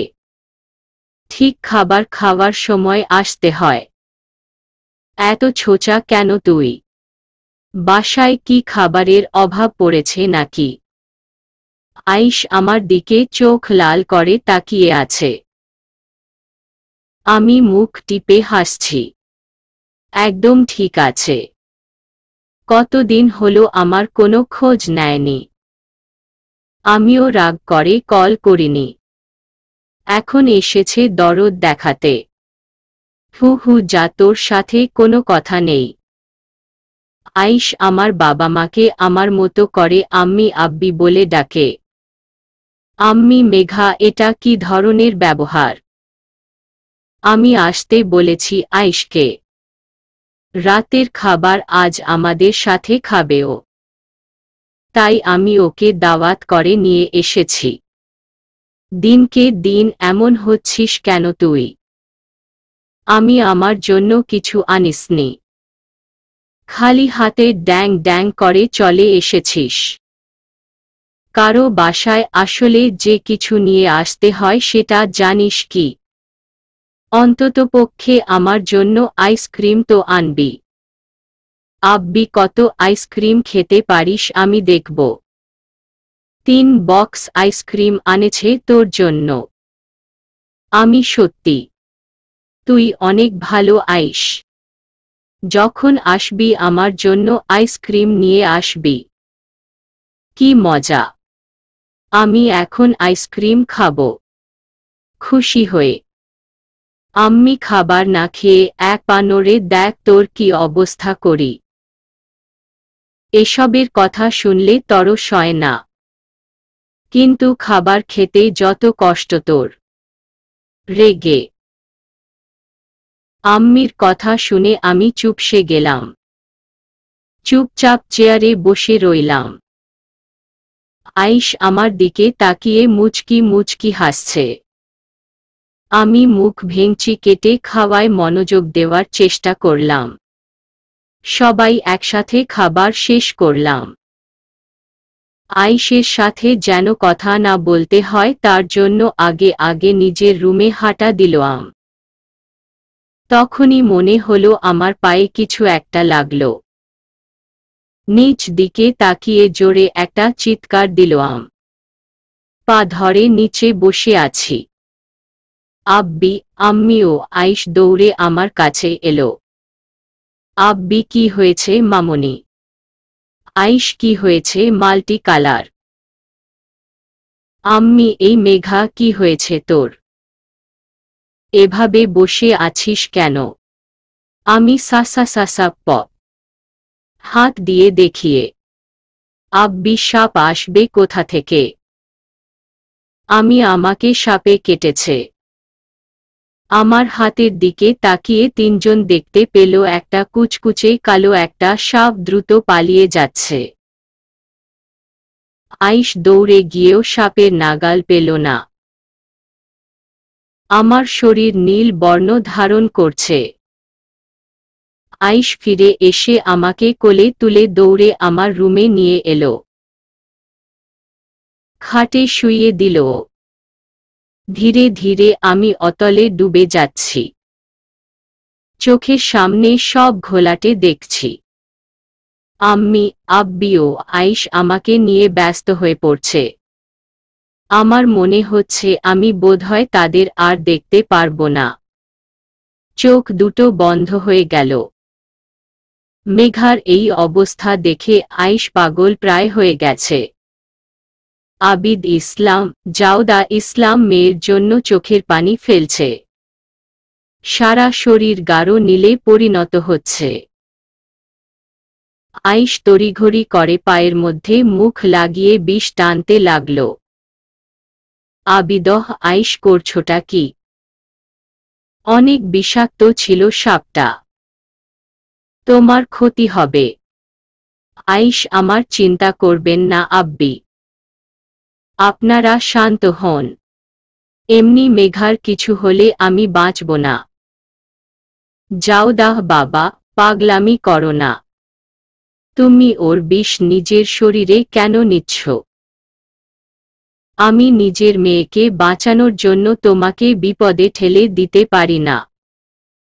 আইশ, আপনারা খামোখা চিন্তা করছেন। আমার কিছু হবে না। আম্মি, আপনি একটু দুধ গরম করে নিয়ে আসেন। আইশ মেঘার পায়ে থেকে বিষ টেনে নিজের শরীরে নিয়ে নিল। মেঘার শরীরের রং আস্তে আস্তে স্বাভাবিক রঙে আসা শুরু করল।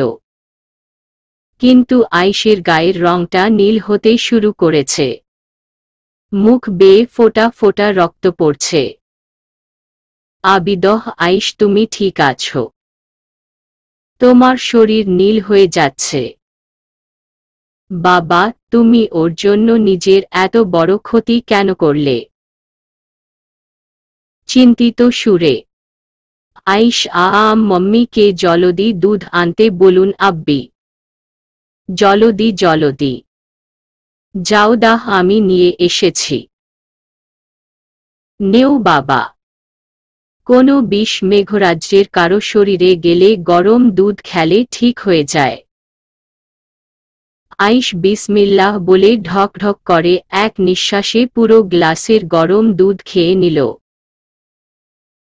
আইশ মাথা ধরে খাটে বসে পড়ল। জাউদা ইসলাম সামনে এগিয়ে এসে আইশকে নিয়ে ব্যস্ত হয়ে পড়লেন। কারণ তিনি জানেন তার মেয়ে এখন শঙ্কামুক্ত। দৌড়ে সরিষার তেল এনে আইশের হাত পায়ে ডলতে লাগলেন। আয়েশের হাত পা ঠান্ডা হয়ে আছে। বেশ কিছু সময় পর আয়েশ অনেকটা সুস্থ হল। জাউদাহ এখন কেমন লাগছে বাবা? আয়েশ অনেকটা ভালো আম্মি। আবিদহ বুঝতে পারলাম না আমাদের বাসায় সাপ এলো কোথা থেকে। আমি কালই সাপুরে ডেকে সাপ ধরব। আজ তুমি না থাকলে আমার মেয়েটা মারাই যেত। আল্লাহ সঠিক সময় তোমাকে পাঠিয়েছে। আয়েশ এটা কারো পোষা সাপ আব্বি। মালিকের হুকুমে এখানে এসেছে। আমাকে ধন্যবাদ না দিয়ে অজু করে 2 রাকাত নফল নামাজ আদায় করুন। মহান আল্লাহর ইচ্ছায় আজ আমার ও মেঘার কিছু হয়নি। জাউদাহ তুমি ঠিক বলেছ বাবা। আমরা এখনই 2 রাকাত শুকরিয়া আদায়ের জন্য নফল নামাজ পড়ব। তুমি এখানে মেঘার পাশে বসো। আয়েশ মেঘা এখন ঘুমবে। ওকে নিয়ে কোনো চিন্তা করবেন না। ইনশাল্লাহ সকালের মধ্যে সব ঠিক হয়ে যাবে। আমি আজ আসছি। আবিদহ সে কি কথা? তুমি এখন কোথাও যাবে না। আজকের রাতটা আমাদের সাথে কাটিয়ে যাও। আল্লাহ না করুক মাঝরাতে যদি কোনো সমস্যা হয়ে যায়, তখন কি হবে? জাউদাহ না না বাবা তুমি কোথাও যেতে পারবে না। আজকের রাতে আমাদের বাসায় থাকবে। আয়েশ আমাকে নিয়ে চিন্তা করবেন না। আলহামদুলিল্লাহ আমি ঠিক আছি। আমার একটা জরুরি কাজ আছে, সেটা সেরে আমি ফিরে আসব। আবিদহ কি কাজ? আয়েশ তেমন কিছু না।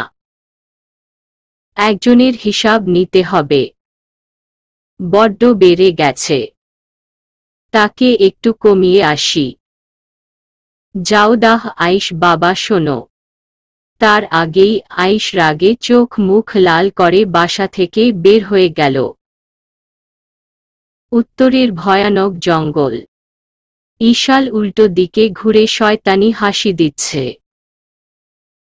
তার পরিকল্পনা মাফিক সব কাজ সম্পন্ন হয়েছে। ঠিক তখনই ওর পেছনে এসে মেঘপুত্র দাঁড়াল। পরনে তার হালকা আকাশী কালার রাজকীয় পোশাক। কোমরের বন্ধনীতে স্বর্ণের তলোয়ার কোষবদ্ধ। চোখ মুখ তার রাগে লাল হয়ে আছে। মনে হচ্ছে সামনে যা পাবে তাই ধ্বংস করে দিবে। ঈশাল স্বাগতম মেঘপুত্র আবরার আওসাফ আয়েশ। আমার দুনিয়ায় তোমায় স্বাগতম। চলবে।